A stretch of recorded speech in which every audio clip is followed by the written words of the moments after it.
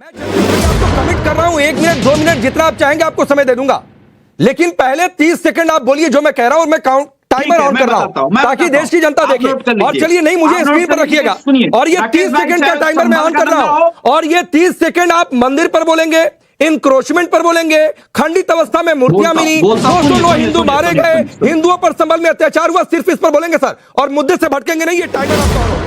पूरा देश ये देख रहा है, बाद में झोंक करके नहीं सर रुक जाइए चंचल भाई, पूरा देश ये देख रहा है। राकेश त्रिपाठी 30-35 सेकंड ये देखिए मेरे टैब पर हो रहा है, इसके पहले भी 30 सेकंड इन्होंने लिया। संभल में हिंदुओं पर बोल ही नहीं पा रहे चंचल यार, पूरी समाजवादी पार्टी नहीं बोल पा रही। अब ये चंचल यादव, ये चंचलता मत दिखाओ। चंचल यादव चीखना चिल्लाना इंटरप्ट करना तुमसे ज्यादा जानता हूं, इसलिए थोड़ा भद्र आदमी की तरह से जरा पेश आओ, क्योंकि अपेक्षा इस बात की थी ना। 24 नवंबर को हिंसा हुई थी, 25 नवंबर को यही मैंने चैलेंज दिया कि भाई बोलिए ना जरा हिंदुओं पर, तब भी सपा का कोई नेता प्रवक्ता 30 सेकंड नहीं बोल पाया। आज चंचल यादव 30 सेकंड नहीं बोल पाए हिंदुओं पर। हिंदुओं से इतनी नफरत है, संभल के हिंदुओं पर चर्चा ही नहीं करना चाहते।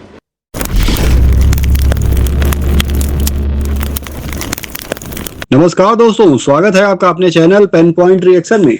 दोस्तों, आज की डिबेट बड़ी ही इंटरेस्टिंग और इंफॉर्मेटिव होने वाली है, इसलिए आपसे अनुरोध है कि वीडियो को पूरा देखिएगा। इस वीडियो में किस तरह से कुछ पार्टियों के नेता हिंदुत्व पर बोलने को ही तैयार नहीं हैं। आप सोच सकते हैं कि भारत में हिंदुओं की क्या दशा होने वाली है। तो चलिए आज की इस वीडियो को शुरू करते हैं।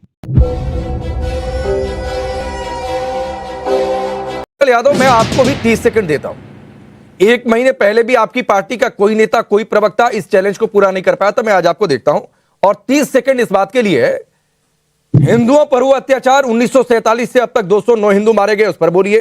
कुएं मिले उस पर बोलिए, बावड़ी मिली उस पर बोलिए, 2 मंदिर मिले अभी तक छिपे क्यों थे, क्यों इंक्रोचमेंट था उस पर बोलिए, किसने इंक्रोचमेंट किया उस पर बोलिए, मूर्तियां कुएं में फेंकी गई थी खंडित अवस्था में मिली है उस पर बोलिए सर। 30 second sir. देखिए पांडे जी, संभल तो हम लोग देख ही रहे हैं और आप लोग भी चला भी रहे हैं, लेकिन मैं थोड़ा सा, आपने समय दिया है तो जैसे हमारे राकेश साथी को, राकेश जी को आपने समय दिया, उस समय मुझे दे दीजिएगा।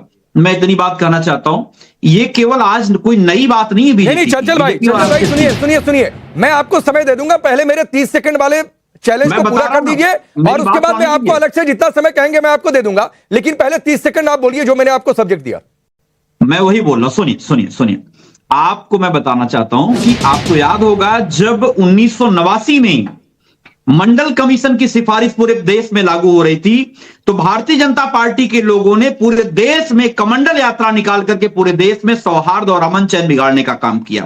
तो ये वही लोग हैं, ये वही नफरती गैंग है जो पूरे देश में जो है नफरत की आग को फैला करके मंडल कमीशन की सिफारिशों के पीछे जो है एक कमंडल की जो सोच थी इनकी, उस सोच को आगे बढ़ा करके इन्होंने क्या किया, पूरे देश में सांप्रदायिक दंगे भड़काए और पूरे देश का अमन चैन बिगाड़ने का काम किया। ठीक जब पीडीए समाज, जब हमारे महबूब नेता आदरणीय अखिलेश यादव जी ने पूरे देश में, पूरे प्रदेश में पीडीए की अलग जगाने का काम किया, पिछड़े दलितों अल्पसंख्यकों, जो जनरल में गरीब लोग हैं, चंचल भाई मैं फिर बीच में आऊंगा सर। मैं नहीं, मैं आप 30 सेकंड सर हिंदुओं पर नहीं बोल पा रहे हैं क्या? नहीं, मैं नहीं सुनूंगा सर। मैं चंचल भाई आपको कमिट कर रहा हूं 1 मिनट 2 मिनट जितना आप चाहेंगे आपको समय दे दूंगा, लेकिन पहले 30 सेकंड आप बोलिए जो मैं कह रहा हूं और मैं काउंट टाइमर ऑन कर रहा हूं ताकि देश की जनता देखे। और चलिए नहीं, मुझे स्क्रीन पर रखिएगा और ये 30 सेकंड का टाइमर मैं ऑन कर रहा हूं और ये 30 सेकंड आप मंदिर पर बोलेंगे, इंक्रोचमेंट पर बोलेंगे, खंडित अवस्था में मूर्तियां मिली, 209 हिंदू मारे गए, हिंदुओं पर संभल में अत्याचार हुआ, सिर्फ इस पर बोलेंगे सर और मुद्दे से भटकेंगे नहीं। ये टाइमर आपका ऑन हो गया। राकेश जी, संभल हो चाहे बहराइच हो, दोनों दंगों में बीजेपी की चेहरा जनता के सामने उजागर हो चुका। आपको याद होगा बहराइच के दंगे में भारतीय जनता पार्टी का एक विधायक सर्वेश्वर सिंह ने खुद अपने 9 भाजपाई दंगाइयों के खिलाफ मुकदमे लिखवाता है, और 9 भाजपाई दंगाई कौन लोग थे? वो पदाधिकारी थे बीजेपी के। पूरे बहराइच में आपने देखा होगा जिस तरीके से नफरती गैंग ने अमन चैन बिगाड़ने का काम किया, ठीक उसी तरीके से बीजेपी ने अपने साथ में जो सुबह 6:30 बजे, 24 तारीख की सुबह 6:30 बजे, ठीक 1 महीना पहले इन लोगों ने भी हो गया। अब रुक जाइए, अब पूरा देश ये देख रहा है, बाद में झोंक करके नहीं सर रुक जाइए चंचल भाई, पूरा देश ये देख रहा है। राकेश त्रिपाठी 30-35 सेकंड ये देखिए मेरे टैब पर हो रहा है, इसके पहले भी 30 सेकंड इन्होंने लिया। संभल में हिंदुओं पर बोल ही नहीं पा रहे चंचल यार, पूरी समाजवादी पार्टी नहीं बोल पा रही है। बीजेपी ने दंगा कराया राकेश जी। अरे मैं चंचल यादव, मैंने आपको पहले बोला था कि हिंदुओं पर हुए अत्याचार पर बोलिए। मैंने आपको 30 सेकंड इस पर दिया था, आप नहीं चैलेंज पूरा कर पाए सर। 1 महीने पहले भी नहीं, 1 महीने बाद भी नहीं। राकेश त्रिपाठी 30 सेकंड आपको देता हूं, फिर अवधेश जी आ रहा हूं। मैं आपको अलग से समय दूंगा चंचल जी, लेकिन अभी रुक जाइए सर, आपको समय दूंगा। लोगों ने मिल करके पुलिस के साथ मिली भगत के साथ वहां पे जो भाईचारे अमन चैन को खोदने का काम किया। अब सुनिए चंचल जी, अब सुनिए, आपको धैर्यपूर्वक मैंने सुना है, इसलिए चंचल जी से अपेक्षा करूंगा आप धैर्यपूर्वक जरा सुने। इन्होंने पहले मंडल कमीशन का जिक्र किया। मंडल कमीशन की रिपोर्ट कब आई थी, शायद हो सकता है चंचल यादव को जानकारी ना हो, इस बारे में पढ़ा ना हो। 1980 में, और 1980 में राम जन्मभूमि का आंदोलन नहीं चल रहा था, इसलिए चंचल यादव कम से कम जब तथ्यात्मक जानकारी रखा करे ना, तो इस बात को आकर के बताना चाहिए ना, झूठ मत फैलाया करिए। 1990 में जब बीपी सिंह जी ने मंडल कमीशन की रिपोर्ट को लागू करने का काम किया ना, तब भारतीय जनता पार्टी का समर्थन था उस सरकार को, इसलिए बिना भारतीय जनता पार्टी के समर्थन के मंडल कमीशन की रिपोर्ट लागू नहीं होती, पहली बात। अब ये चंचल यादव, ये चंचलता मत दिखाओ। चंचल यादव चीखना चिल्लाना इंटरप्ट करना तुमसे ज्यादा जानता हूं, इसलिए थोड़ा भद्र आदमी की तरह से जरा पेश आओ, क्योंकि अपेक्षा इस बात की थी ना कि मैं बोलूंगा तो कोई बीच में ना बोले। तो जैसा आचरण रखते हो वैसे ही आचरण। चंचल भाई मैं आपके पास दोबारा आऊंगा सर, एक मिनट मत दिखाओ, दोबारा आऊंगा। चंचल यादव ध्यानपूर्वक दोबारा आऊंगा। राकेश जी अपनी बात पूरी करके फिर अवधेश जी के पास ज्ञान बढ़ जाएगा। चंचल भाई प्लीज रिक्वेस्ट कर रहा हूं सर, रुक जाइए, मैं आ रहा हूं आपको। चंचल यादव ध्यानपूर्वक सुनो भाई। अरे भाई, हाँ, आप मंडल कमीशन पर सवाल पूछ रहे थे, तो सवाल पूछते आज अपने कांग्रेस पार्टी के साथ जो आपके सहयोगी हैं। पूछते राजीव गांधी का सदन में दिया गया बयान कि क्यों राजीव गांधी मंडल कमीशन की रिपोर्ट से सहमत नहीं थे, क्यों पिछड़ों को आरक्षण नहीं देना चाहते थे। भारतीय जनता पार्टी ने तो पिछड़ों को सर्वाधिकार उनके अधिकारों को देने का काम किया है। अन्य पिछड़ा वर्ग आयोग को संवैधानिक दर्जा देने का काम नरेंद्र मोदी जी की सरकार ने किया है। पिछड़ों को सर्वाधिक सशक्त करने का काम भाजपा की सरकार ने किया, इसलिए झूठ मत बोला करो, पहली बात। और दूसरी बात, आपने कहा कि बहराइच में दंगा हुआ। बहराइच में दंगा नहीं हुआ। दंगे के इंग्रेडिएंट्स क्या होते हैं, दंगे के तत्व क्या होते हैं, कब कौन सी घटना के बाद दंगा होता है, ये जाकर के मुजफ्फरनगर से सीख के आइए।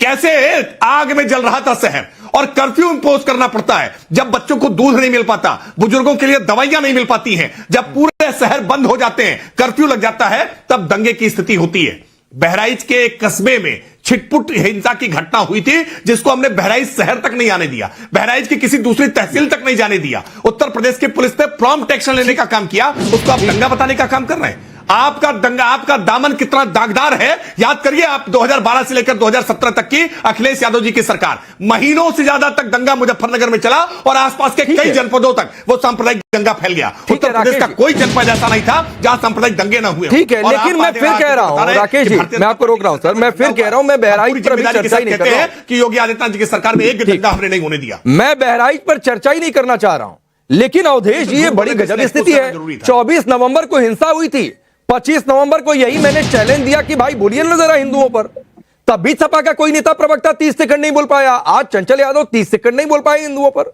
हिंदुओं से इतनी नफरत है, संभल के हिंदुओं पर चर्चा ही नहीं करना चाहते।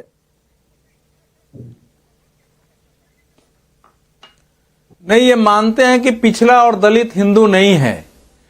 क्या संभल में जो दंगे हुए 1978 से 1995 के बीच जितनी संख्या में हिंदू गए हैं, क्या वो सारे फॉरवर्ड थे जिसकी बात ये कर रहे हैं? उसमें पिछड़े और दलित थे ही नहीं। जरा पता कर लें कि मुरादाबाद में जो जाके बसे हैं, जिनकी आंखों में आंसू है, वो कौन है? वो पिछड़े हैं कि नहीं है? शर्म नहीं आती है कि आपके शासनकाल में, वो शासनकाल किसका था? वो तो शुरू में जनता पार्टी का शासन था, उसके बाद किसका शासन आया? कांग्रेस का आया, दूसरी पार्टियों का आया है शासन।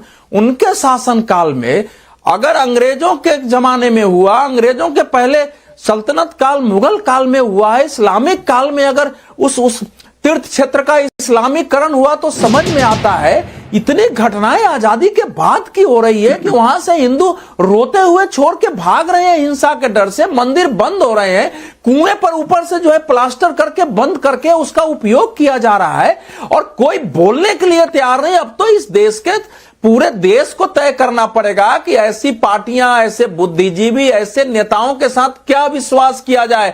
आप पिछड़े हो, दलित हो, आप पीट करके निकाले जाएंगे, आपके धर्म स्थल बदले जाएंगे, ये खड़े नहीं होंगे, क्योंकि इनको मुस्लिम वोट चाहिए। अगर कोई दंगा करने आएगा, पत्थर चलाने आएगा, तो पुलिस उसको माला नहीं पहनाएगी। जो आता है उसको तैयार होके आना चाहिए कि आप हिंसा करने आए हो तो पुलिस उसी रूप में आपका मुकाबला करेगी। ये जो बयान दिए जा रहे हैं कायदे से सब बयान देश में हिंसा भड़काने वाली है, लोगों को उत्तेजित करने वाली। हम सब लोग चाहते हैं कि देश में उत्तेजना नहीं हो, दंगे नहीं हो, मंदिर मस्जिद समस्याओं का समाधान मिलजुल के न्यायालय के द्वारा हो, इस ढंग से मुद्दे नहीं उठे। लेकिन जिस ढंग से अखिलेश जी बोल रहे हैं या उनके प्रवक्ता बोल रहे हैं, जिस ढंग से मुस्लिम AIMM का नहीं, तो विचित्र स्थिति है, कोई बोलने के लिए तैयार नहीं है।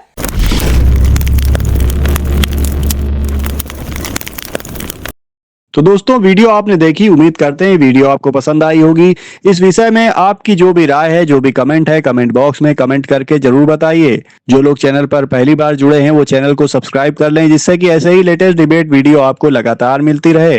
तो जल्दी ही मिलते हैं किसी और वीडियो में, तब तक के लिए आप स्वस्थ रहिए, सुरक्षित रहिए। नमस्कार, जय हिंद।